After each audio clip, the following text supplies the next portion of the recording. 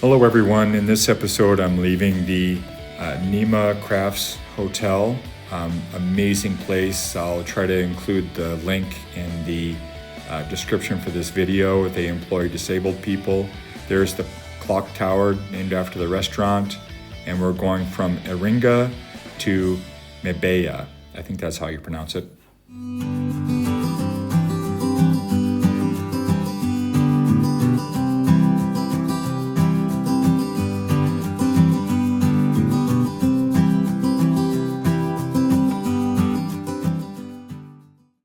And as always, bless everyone who has contributed to my tour. It's crazy helpful. I needed gas, and heard that there was some fuel shortages in Zambia. So I got a little bit of extra fuel in my bag, and it was kind of chaotic there. I think everybody was getting gas in the morning for the day. And then there seemed to be some difficulties figuring out my card when I was trying to pay. And took a long time. When I finally got paid for and got everything gassed up that I needed to, I had to kind of put things back together. This woman got a little frustrated with me and wanted me to move. And I was like, can't really move right now. I just need a minute to get this all packaged up. So she tolerated me, I guess, and I got everything buttoned down so it's safe on the road. And so I was getting ready to go. This guy gave me a thumbs up, so I figured, hey, I must be cool if I get a thumbs up from this dude. And so I was finally able to get out onto the main road and start leaving Iringa. And there was that awesome mosque. I don't know, I like the domes and the spires. They're cool to me. And then I was out on the road, and today was a mixed bag. I shouldn't have followed that white SUV so close. I didn't even see that truck to the last minute. There's a bunch of garbage on the side of the road. That's kind of a bummer. Oh, and look at you've got your branches here, and then there's the vehicle parked right in the road, and then some branches warning you on the opposite side.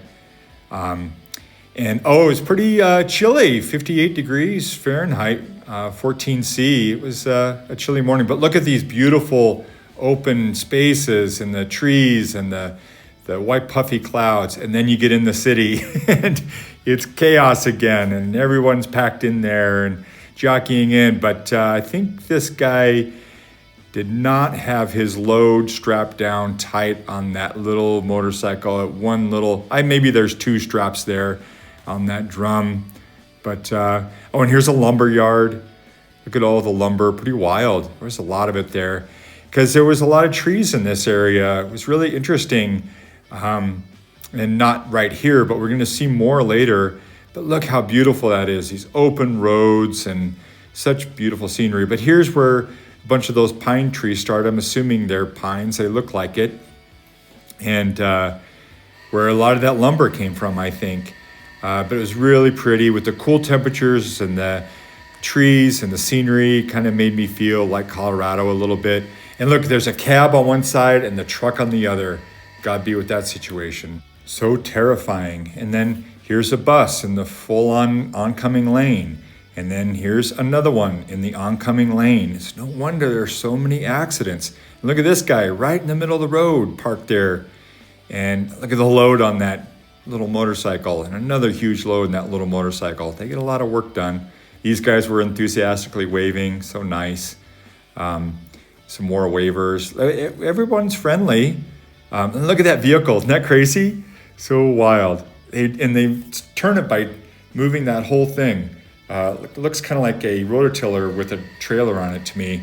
But I love these roads. Too bad they're not going to last. It gets a lot worse. Some friendly kids and a bunch more garbage, like in these huge bags. I don't know what they do with it then. Another one of those crazy vehicles. Isn't that wild? And a bunch of goats, as always, goats everywhere, and a friendly herder. Yeah. Road crew, like no cones or anything, just out there filling potholes. And look at the Roadrunner. Isn't that crazy? I thought that was hilarious. And some school kids excited to wave and stuff, and another waver there. Another one of those crazy vehicles. And that's something. And look at that cab all smashed up. Oh my gosh, so dangerous. more school kids waving.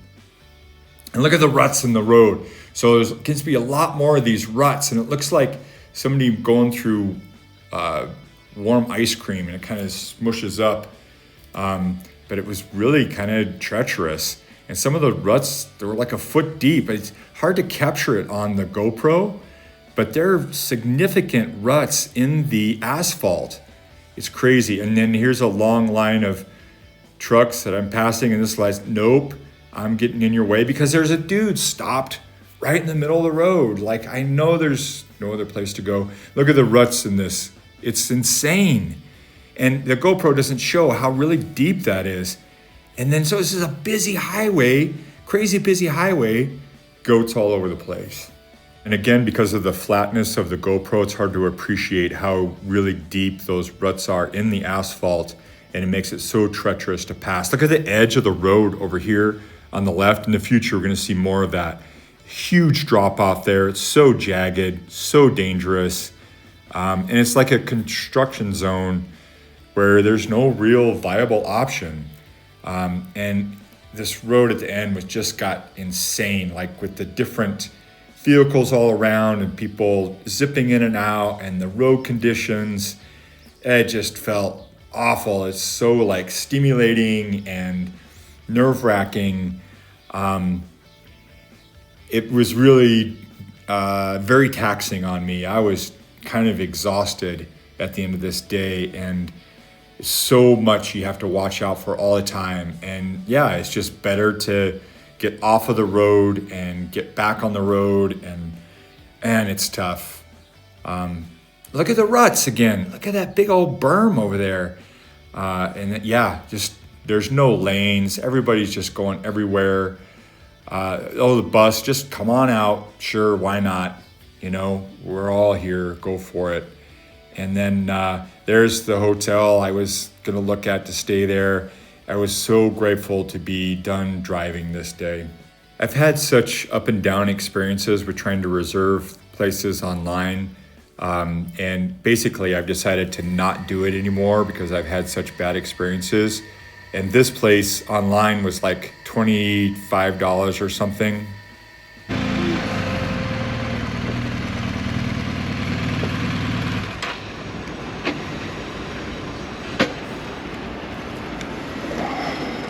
But it turned out to be more than that at the desk. But I was just spent. I don't know if you could tell by the groan at the end getting off the bike, but I needed to stop in a big way. Thank you, everyone. And here's a picture of the breakfast I had that morning that got me through that crazy traffic day. Peace and love to you all.